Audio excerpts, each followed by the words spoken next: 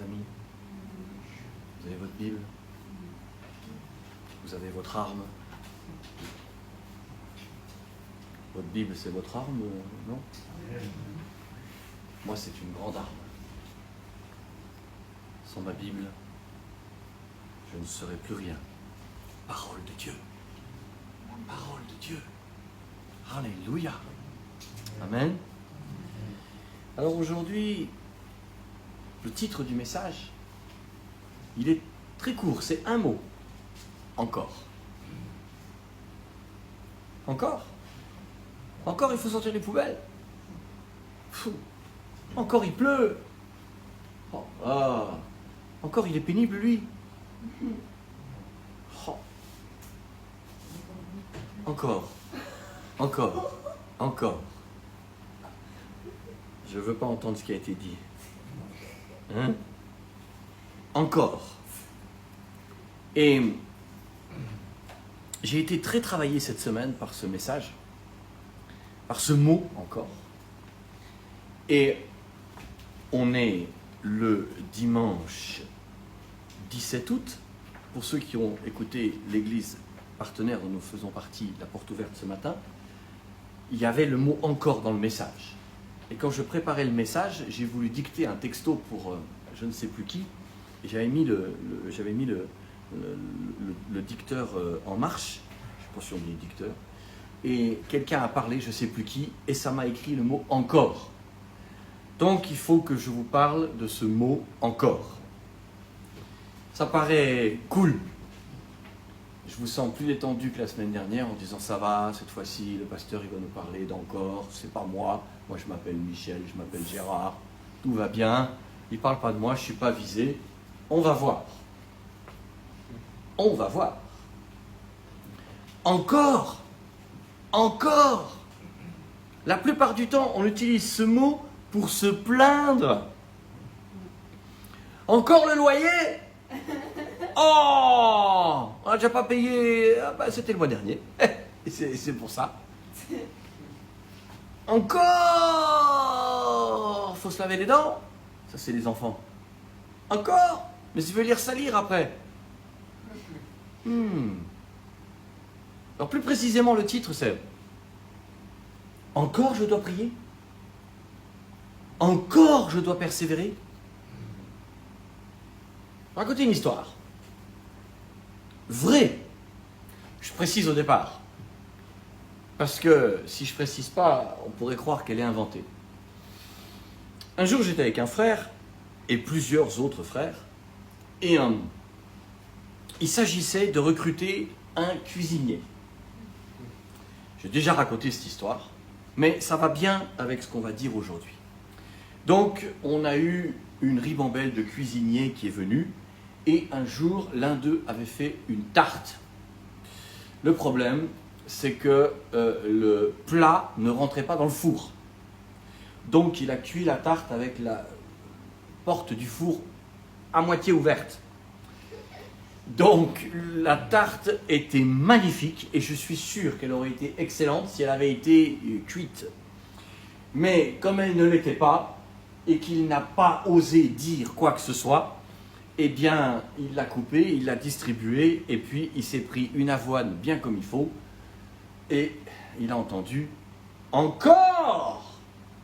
Elle n'est pas bonne. Mais dans nos vies, on fait ça. On commence une prière. En l'occurrence, nous sommes en chantier à l'église Bethel du Var depuis le 1er avril 2025 par rapport à la chaîne de prière. Nous sommes en chantier depuis le 1er avril 2025. Mais nous, ma femme et mes enfants, notre chantier date depuis des années. Mais cette fois-ci, on avait besoin d'aide. Mais notre chantier de maladie dure depuis des années. Et j'allais vous dire amen, mais non, pas amen. On s'en serait passé. Donc, dans nos vies, c'est comme ça que nous faisons. On a un chantier, on en prend conscience pendant un culte, par exemple. « Ah, Seigneur, pardonne-moi, j'ai mauvais caractère. Par exemple, je suis toujours à m'occuper des affaires des autres. Alors je prends conscience pendant un culte comme ça, je suis touché par la grâce, le Seigneur me touche, Seigneur, alléluia, pardonne-moi, pardonne-moi. Et on est sincère.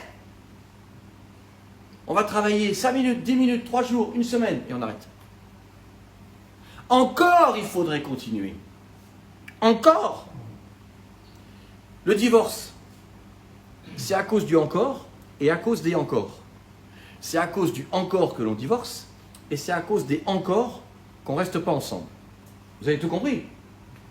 Bon, alors, le encore au singulier, c'est parce que on a décidé que le conjoint était encore pénible.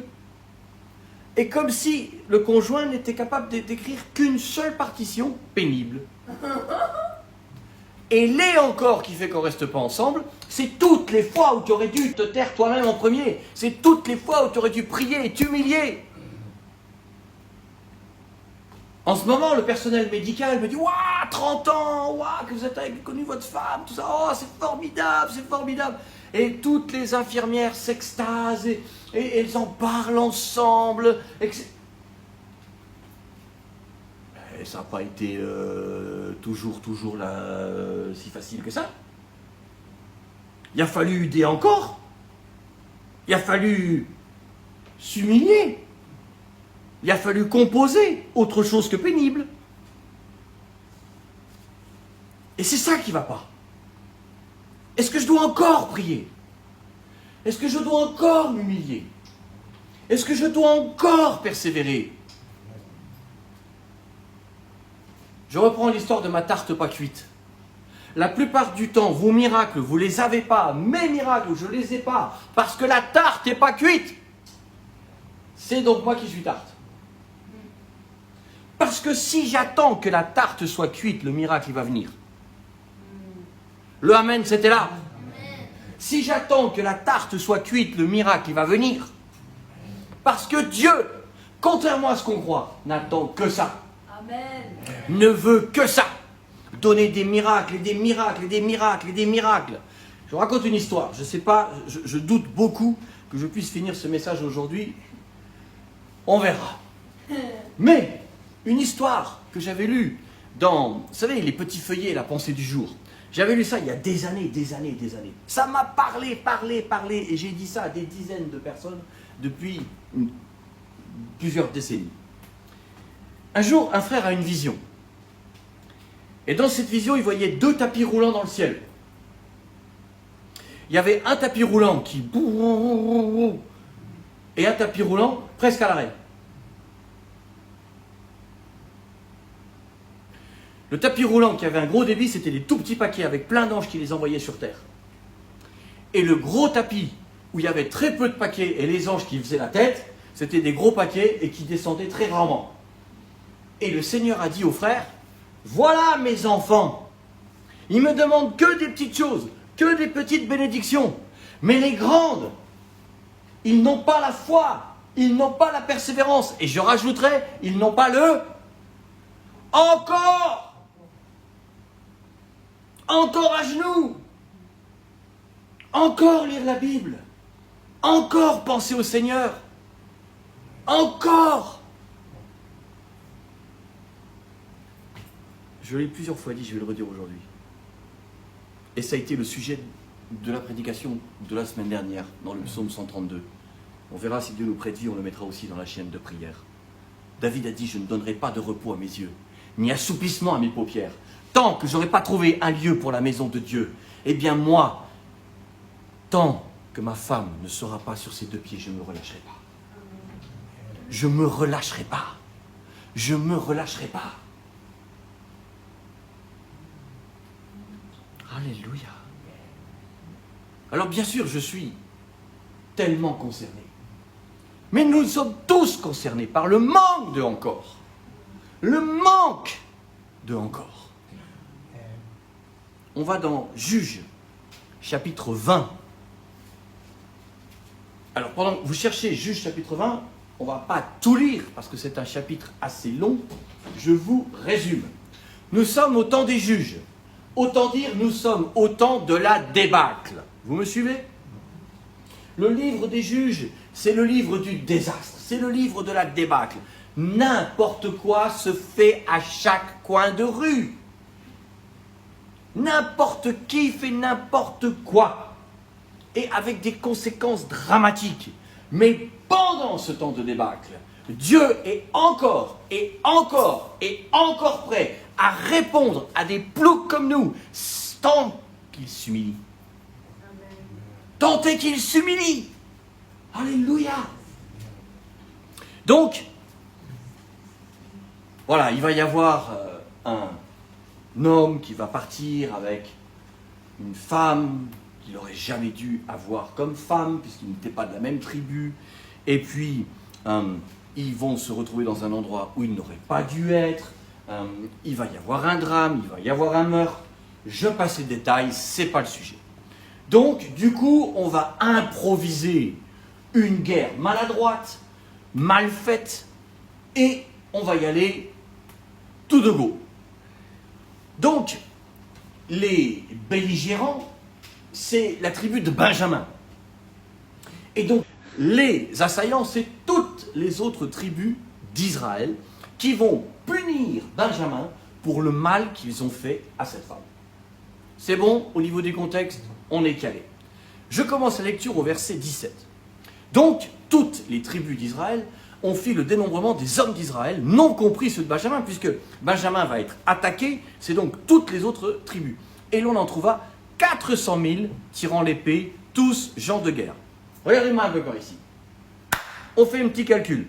Il y a 400 000 hommes d'un côté, moins de 30 000 de l'autre. 400 000, 30 000. Israël se dit, il n'y a pas besoin d'encore. On a déjà gagné. Et combien de fois les chrétiens disent, vous imposerez les mains aux malades, les malades seront guéris. C'est plié, terminé. Allez, on prie, elle se lève, c'est fini. Et puis comme la personne ne se lève pas, eh ben on abandonne. Et on l'abandonne. Je ne connais plus le nom de cette sœur. C'est aussi une histoire vraie. Je ne connais plus le nom de cette sœur qui... elle avait 17 ans, je crois. Et un jour, au bord de la mer, elle plonge comme ça. Et en plongeant, elle se brise la nuque. Alors qu'elle était athlète. Elle se brise la nuque et elle se retrouve tétraplégique, un peu... Elle a réussi à récupérer un peu une main, je crois. Et voilà. Et elle était fort belle. Paralysée, mais toujours aussi belle. Fine, élancée, beau visage. Une belle femme. Une très belle jeune femme. Et voilà qu'un jeune frère, rempli de prétentions, mais pauvre en encore, s'amourage d'elle. Et il commence à la sortir, et le grand cinéma, il arrive devant ses parents, je te klaxonne en voiture, et je te mets le fauteuil roulant dans le coffre, et je t'amène à la plage, et ceci et cela, et une petite idylle s'installe. Et il lui parle de la guérison divine. Amen. Elle est d'accord, il est d'accord, tout le monde est d'accord. Un jour, il l'amène à l'église, et il dit, maintenant tu vas te lever. Amen. Faut juste dire, peut-être que c'est... Voilà. Si ça ne marche pas, il faudra quoi? Un encore. Elle ne s'est pas levée. Il l'a laissée. Elle ne l'a plus vue du jour au lendemain. Encore, c'est dur. C'est pour ça que les encore, souvent, on n'y va pas. Les encore, c'est un peu le sous-sol de la maison. C'est pas éclairé, il fait froid, il y a des toiles d'araignée. Encore, je dois descendre. Encore. Alors on n'y va pas. Quand je prie pour ma femme, je suis le plus sincère possible, le plus saint possible, le plus profond, le plus puissant possible, si je puis dire, en cherchant la présence de Dieu. Mais quand j'ouvre les yeux et que je n'ai rien vu, c'est pas pour ça qu'il ne s'est rien fait, mais que je n'ai rien vu, j'apprends que je vais avoir besoin, non pas de un, mais d'une foule de encore. Donc, Benjamin, à œil humain, Ça craint. 400 000 d'un côté, moins de 30 000 de l'autre. Normalement, c'est plié. On est d'accord? On reprend le verset 17. De nombreux hommes d'Israël n'ont compris de manière à l'endroit. On en trouva 400 000 tirant l'épée. Ça veut dire pas des cocos. Tous gens de guerre. Moi, vous m'en mettez un, je m'en vais. Les enfants d'Israël se levèrent, montèrent à Bethel et consultèrent Dieu. Ah ben, et regardez, ils ont une bonne attitude, ou pas? Ils montent à l'église, à Bethel. Ils consultent Dieu en disant, qui de nous montrera le premier pour combattre les fils de Benjamin? Et l'Éternel leur répond. C'est pas parce qu'on commence un combat et que Dieu nous répond qu'on va le gagner. Il faut prendre une besace de encore avec soi. Et donc, l'Éternel dit, Judas montera le premier. Dès le matin, les enfants d'Israël, ils sont zélés, ils sont paf. Les enfants d'Israël se mirent en marche et ils campèrent près de Gibéa. Les hommes d'Israël s'avancèrent pour combattre ceux de Benjamin. Ils se rangèrent en bataille contre eux devant Gibéa. Les fils de Benjamin sortirent de Gibéa et, ma foi, ils étendirent sur le sol 22 000 hommes d'Israël. Waouh! On va voir Dieu. On lui dit, est-ce que je dois attaquer? Le Seigneur répond oui. Le Seigneur répond Judas en premier. Débâcle. Défaite. Et tout est là. Tout est là.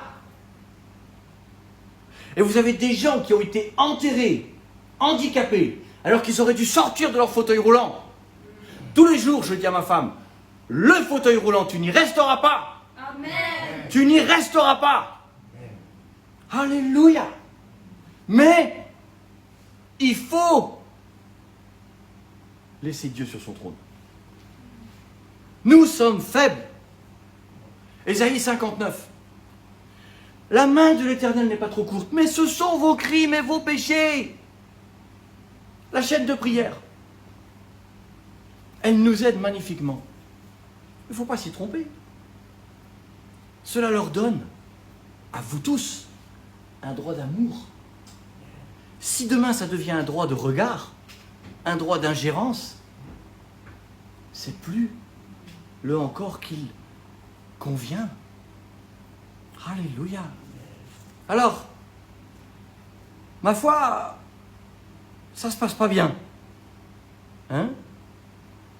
Ce jour-là, ils ont dit 22 000 hommes d'Israël. Verset 22. Le peuple, les hommes d'Israël, reprirent courage. Ils se rangèrent de nouveau en bataille dans le lieu où ils s'étaient placés le premier jour. Et les enfants d'Israël montèrent de nouveau. Ils pleurèrent devant l'Éternel jusqu'au soir. Ils consultèrent l'Éternel en disant, dois-je m'avancer encore pour combattre les fils de Benjamin, mon frère? Mais, vous avez vu le encore au verset 23, vous l'avez vu? Eh bien, vous l'avez raté. Vous l'avez raté. Relisons le verset 22. Le peuple, les hommes d'Israël, reprirent courage et ils se rangèrent de nouveau en bataille. Ici, en araméen, ils se rangèrent encore. Encore. Mais, vous n'allez pas être content. Parce que déjà, encore, vous avez compris que c'était beaucoup d'efforts. Mais ici, encore, littéralement, yakaf, ça veut dire, écoutez bien, on est en ifil, accroître, faire plus, faire encore. En fait, encore, ça veut dire que tu dois faire plus. Ouh. Tu dois faire plus. Tu dois te bouger. Tu dois faire mieux. Puisque ça veut dire aussi faire augmenter. Donc ça veut dire que ce que tu fais, ça ne suffit pas.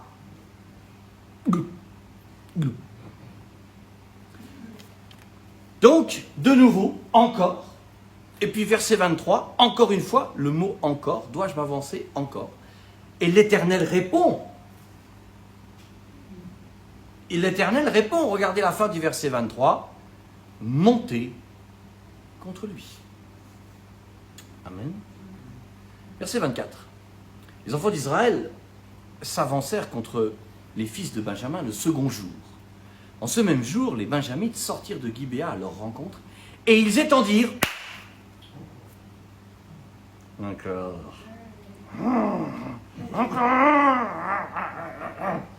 encore le diable, encore des attaques. Eh oui mon gars, eh oui ma gâte, c'est pas fini.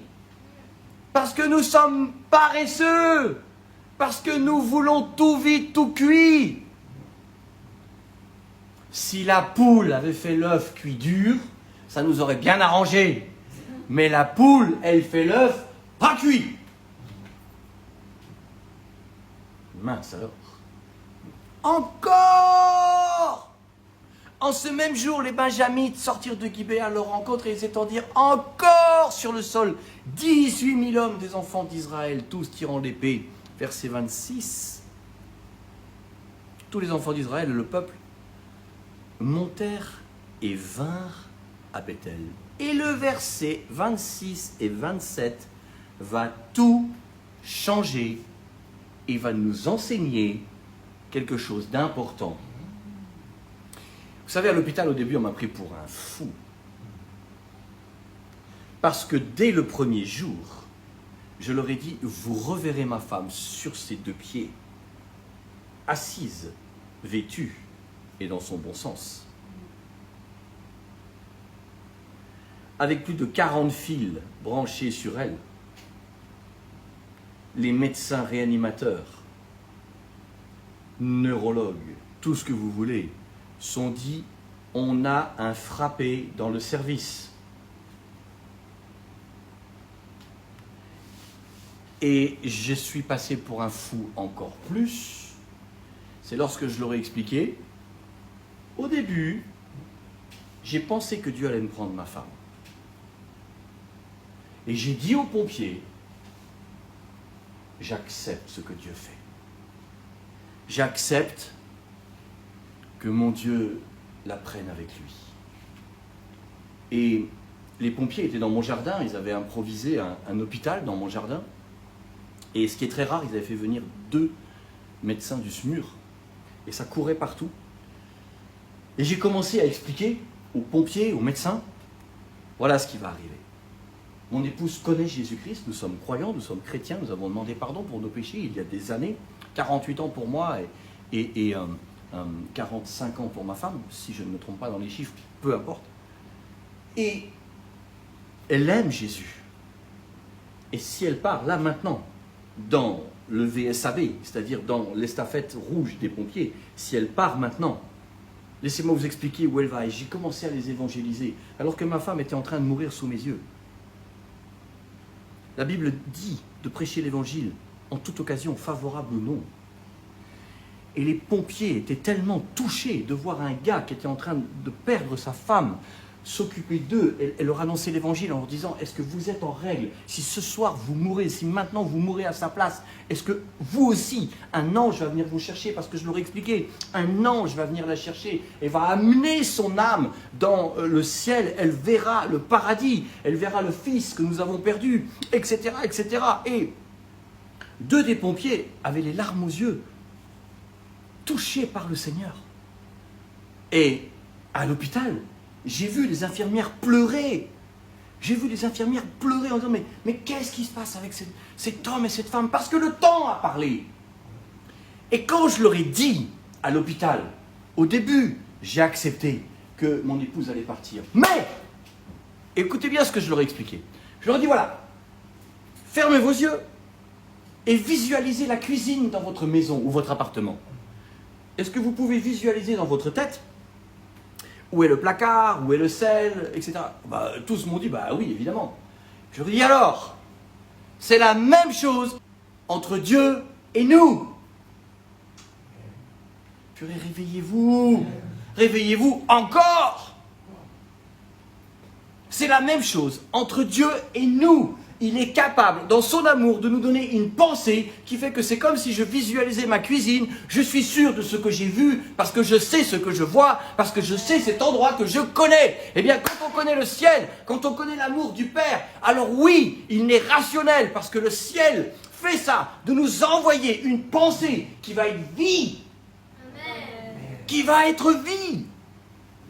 Et donc, je leur expliquais ça en disant, Dieu m'a dit 4 mots dans mon cœur. Elle ne peut pas mourir. Amen. Elle ne peut pas mourir. C'est clair, c'est court, c'est net. Amen. Maintenant, à moi de me bouger. Même pas. À moi de me bouger. Même si ça doit être en rampant. Parce que je me suis retrouvé allongé par terre de douleur. Parce qu'il y a l'amour au milieu. Parce que c'est ma femme et que je l'aime. Mais encore et encore, il faut y aller. Il faut y aller. Résumons-nous. Verset 21. Ils y vont. Ils prennent une défaite. Verset 25. Ils y retournent. Ils prennent une défaite. Et à partir du verset 26, beaucoup de choses vont changer. Et pour ceux qui aiment un peu les études, je ne vais pas être compliqué. Mais une chaîne de prière doit être organisée. Les temps de prière doivent être réfléchis. On ne part pas à la guerre n'importe comment. On n'attaque pas un flanc à la fourchette. Non, vous n'êtes pas prêt de le manger. Ouh. Une choucroute à la fourchette, ça marche très bien. Un flanc à la fourchette, vous n'êtes pas prêt de le manger. Si c'est un vrai flanc alsacien, croyez-moi, il va couler au milieu, vous allez voir, le schnaps passe. Vous ne le mangerez pas. Verset 26. Écoutez bien, chaque mot est important. Tous les enfants d'Israël et tout le peuple montèrent et vinrent à Bethel. Ils pleurèrent et restèrent là devant l'Éternel. Ils jeûnèrent en ce jour jusqu'au soir, et ils offrirent des holocaustes et des sacrifices d'action de grâce devant l'Éternel. Verset 27. Et les enfants d'Israël consultèrent l'Éternel. C'était là que se trouvait alors l'arche de l'alliance de Dieu. Verset 28. Et c'était Phinès, fils d'Éléazar, fils d'Aaron, qui se tenait à cette époque en présence de Dieu. Et ils dirent, dois-je marcher encore pour combattre les fils de Benjamin, mon frère, ou dois-je m'en abstenir? La réponse du Seigneur est absolument cardinale, extrêmement différente des autres fois. La première et la deuxième fois, il dit, allez, regardez bien la troisième fois, allez-y, montez, car. Mais où est donc Ornicar? Car demain, je les livrerai entre vos mains. Comment c'est possible? Parce que moi, j'attends ce jour où Dieu va me dire, maintenant prie, parce que maintenant elle va se lever. Amen. Maintenant prie, parce que maintenant ça va changer. Maintenant prie, parce que maintenant la vie va être là. Amen. Vous savez, j'entends des gens qui ont été dans le coma. Parce que dans la chaîne de prière, finalement, c'est malheureux, hein. Mais dans la chaîne de prière, vous êtes plusieurs à avoir été dans le coma. Hein, des pasteurs. Donc c'est malheureusement quelque chose qui arrive. Mais le canevas du frère n'est pas le canevas de ma femme. C'est pas parce qu'on a fait ça pour le frère que ça va marcher pour ma femme. Ouh. Alors revenons au verset 26. On va voir les actions et surtout l'attitude dans l'action. L'action, c'est au nom de Jésus que ce malade soit guéri. Ça, c'est l'action. Ok? L'attitude, c'est par ta grâce, donne-moi la foi. Par ta grâce, donne-moi l'impact dans le ciel et sur la terre. Par ta grâce, permets que la guérison arrive. L'action L'attitude. L'action, je fais à manger. L'attitude, je le fais contraint et forcé ou je le fais avec plaisir. L'action, j'amène ma femme en course, par exemple. L'attitude, c'est je grommelle tout le long ou je suis un bon compagnon. L'action ne justifie pas l'attitude. Mais l'attitude justifie l'action. Je vais vous le redire. Une bonne action ne justifie pas la pourriture de ton cœur si il est pourri. Par contre, un cœur pur justifie l'action que tu vas faire et va la démultiplier dans une grande victoire. Dans une grande victoire. On reprend le verset 26. Nous allons voir donc le chiffre parfait de Dieu, c'est-à-dire 7 actions et 3 attitudes. Verset 26. Tous les enfants d'Israël, c'est-à-dire les 400 000 moins les 20 et quelques mille et moins les 18 000 qui se sont fait trucider, donc tous les hommes de guerre, tous les enfants d'Israël, c'est-à-dire tous les hommes de guerre, et tout le peuple. Action 1, tous les hommes de guerre. Action 2, tout le peuple. Tout le monde, même ceux qui sont en couche-culotte, montèrent à Bethel. Action 3, ils montent et ils vont à l'église Bethel. Je vous rappelle que ça veut dire la maison de Dieu. Ils vont à Bethel, ils y vont. Et ils pleurent. Aller à l'église, c'est l'action. Pleurer à l'église, c'est l'attitude. C'est pas pareil. C'est pas pareil. C'est pas pareil. Amen. Je me rappelle d'un frère. Il devait perdre son enfant. C'est dur. C'est dur. Surtout quand il est né. Et un soir, il dit, je vais partir en forêt dans ma voiture et je vais crier, je vais hurler à Dieu. Il arrive en forêt, il n'a pu faire qu'une seule chose, pleurer devant Dieu. Parfois l'attitude suffit largement pour que l'action nous aide à gagner. Première action, tous les enfants d'Israël. Deuxième action, tout le peuple. Troisième action, vont à Bethel. Première attitude, ils pleurent et ils restent là, devant l'Éternel. Ça, c'est la deuxième attitude. Ils ne bougent pas. Ils ne bougent pas. Ils ne bougent pas. Ils restent là. Ils ne bougent pas. Jusqu'au soir, ils sont là, ils pleurent devant Dieu et ils attendent et ils persévèrent. Encore, ils restent là. Ils jeûnèrent jusqu'au soir. Quatrième action. Ils jeûnent jusqu'au soir. Et ils offrent des holocaustes. Cinquième action. Leur attitude. La première attitude, c'est ils pleurent. La deuxième attitude, ils sont là devant Dieu, ils ne bougent pas. Et cette bonne attitude conduit de bonnes actions. Puisque la quatrième action, c'est ils jeûnent jusqu'au soir. Cinquième action, ils offrent des holocaustes. C'est-à-dire ils s'humilient encore. Et sixième action, des sacrifices d'action de grâce. Et puis septième et dernière action, ils vont consulter. Début du verset 27, les enfants d'Israël vont consulter Dieu. Mais on a eu les 6 autres actions avant. Parce que regardez, vous relirez à la maison, le temps est passé. La première fois, ils ont consulté Dieu, mais ils n'ont pas pleuré. La deuxième fois, ils ont consulté Dieu. Ils ont pleuré. Mais ils n'ont pas mis les holocaustes, ils n'ont pas resté devant Dieu. Il manquait des encore. C'était pas complet. Donc, septième action, verset 27, les enfants d'Israël consultèrent l'Éternel. C'était là que se trouvait l'arche de l'alliance de Dieu. Et puis, on arrive à la troisième et dernière attitude. C'était Phinehas, fils d'Éléazar, qui se tenait à cette époque-là en présence de Dieu. Et ils dirent, dois-je marcher encore pour combattre le fils de Benjamin? Mais, il passe par Phinehas. Il passe par l'homme de Dieu. Il passe par le responsable spirituel. Leur attitude va jusqu'au bout. Elle est bonne. Elle est juste. Voilà pourquoi Dieu dit, montez pour la troisième fois. Montez encore. Vous avez fait ce qu'il fallait. Maintenant le miracle, il arrive. Maintenant la guérison, elle arrive. maintenant. Maintenant. Parce que Dieu est heureux quand il a eu le nombre de encore dont il avait besoin.